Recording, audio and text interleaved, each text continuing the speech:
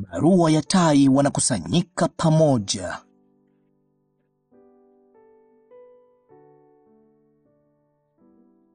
Habari za asubuhi kutoka Jeffersonville. Ni Jumamosi tarehe 8 mwezi wa 3 mwaka wa 2025. Hii hapa sasa barua ya tai wanakusanyika pamoja kutoka maskani ya Branham. Sasa huyu hapa ndugu Joseph Branham. Wapendwa waliorejeshwa, sichoki kamwe kuisikia sauti ya Mungu ikituambia sisi ni nani, wapi tunatoka, wapi tunakwenda, sisi ni warithi wa nini, na jinsi gani yeye anavyotupenda. Ukuhani wa kiroho, taifa la kifalme, wanaomtolea Mungu dhabihu za kiroho, matunda ya midomo yao wakilisifu jina lake. Ni watu wa ajabu jinsi gani yeye anao. Faraja na amani yetu pekee huja kwa kuisikia sauti ya Mungu ikinena nasi. Kisha tunamjibu Baba kwa kutoa dhabihu za kiroho kwa matunda ya midomo yetu, tukilisifu jina lake. Ulimwengu wote huu unaugua. Maumbile yanaugua. Tunaugua na kungojea kule kuja kwa Bwana. Dunia hii haina kitu kwetu sisi. Tuko tayari kuondoka na kwenda kwenye karamu yetu ya arusi na makao ya baadaye pamoja naye, na wale wote ambao tayari wako huko ng'ambo tu ya pazia la wakati wakitungojea.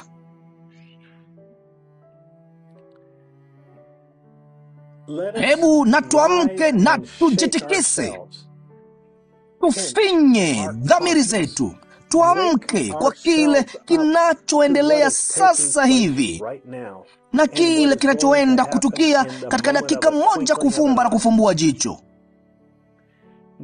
Kamwe katika historia ya ulimwengu haijawahi kuwezekana kwa bibi harusi wa Kristo kuungana kutoka ulimwenguni kote, wote kwa wakati ule mmoja, kuisikia sauti ya Mungu ikinena na kulifunua neno lake kwa bibi harusi wake.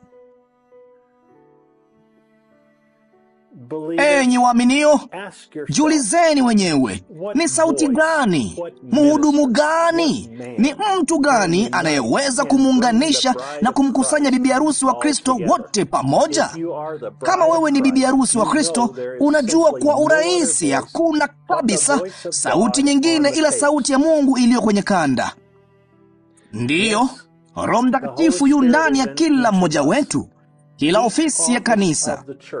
Lakini Mungu mwenyewe alituambia angehukumu ulimwengu kwa neno lake.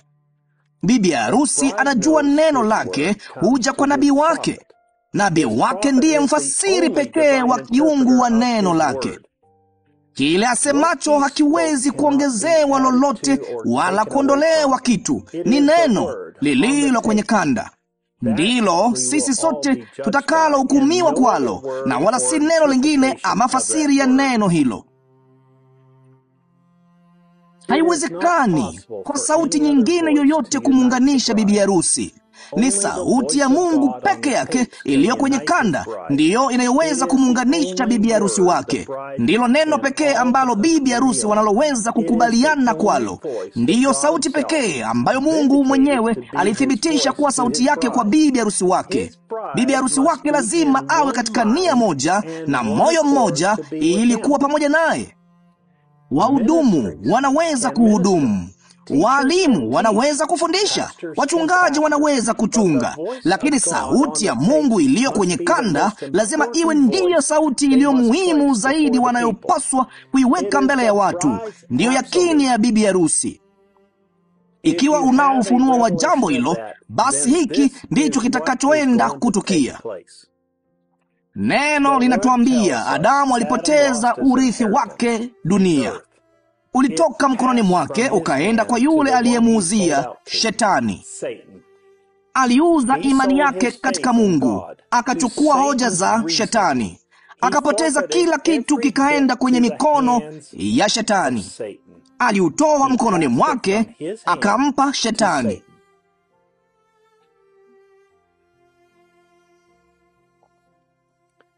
Mungu ni Mungu wa ulimwengu kila mahali, lakini mwanawe alikuwa na mamlaka juu ya dunia hii. Angeweza kunena, aliweza kutoa majina, aliweza kusema, aliweza kusimamisha maumbile, aliweza kufanya lolote alilotaka kufanya. Alikuwa na mamlaka makamilifu juu ya dunia.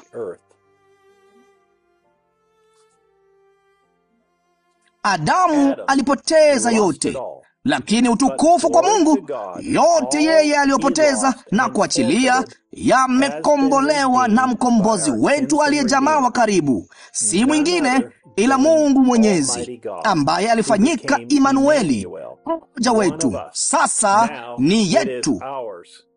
Sisi ni wana na binti zake, watakaotawala na kuwa wafalme na makuhani pamoja naye.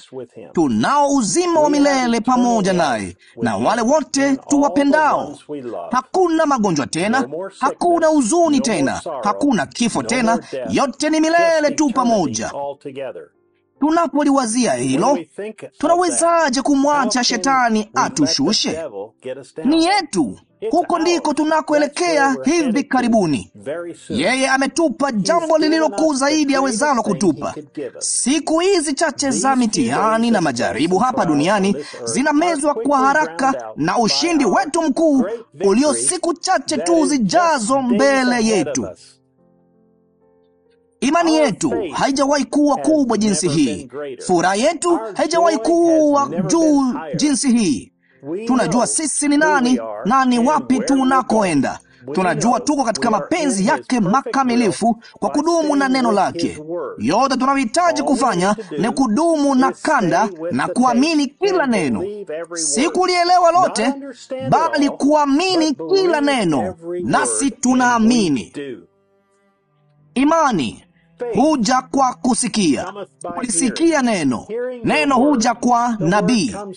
Mungu alilinena hilo, Mungu alilirekodi hilo, Mungu alilifunua hilo. Tunalisikia hilo, tunaliamini hilo. Unaweza tu kupata ufunuo huu kwa kuisikia sauti ya Mungu kwenye kanda. Yote yale ambayo Kristo atafanya wakati wa mwisho yatafunuliwa kwetu juma hili katika ile mihuri 7, kama Mungu ataturuhusu. Unaona? Vema, yatafunuliwa na kufunuliwa.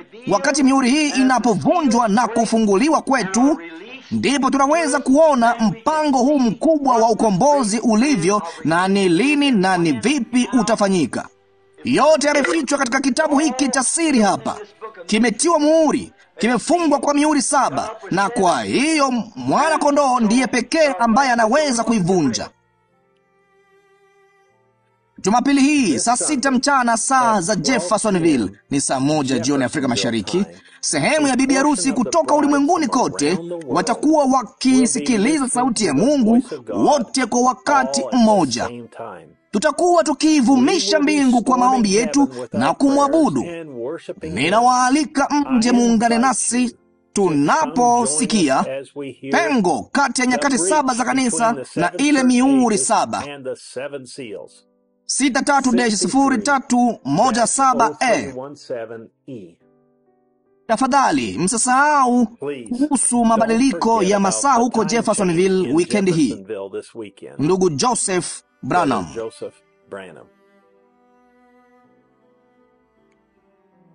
Hii inahitimisha barua ya tai wanakusanyika pamoja, na unaweza kuipata wewe mwenyewe moja kwa moja kutoka www.branhamtabernacle.org katika lugha mbalimbali.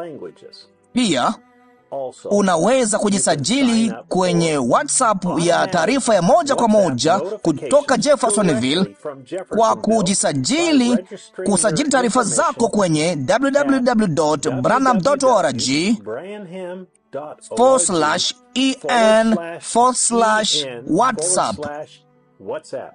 Pia kwa ajili ya lugha zaidi ya 30 unaweza kusoma barua hii na kila barua ya kila wiki kwenye channel ya YouTube ya David Erickson kwenye www.svfellowship.info. Hadi wakati mwingine, Mungu akubariki na shalom.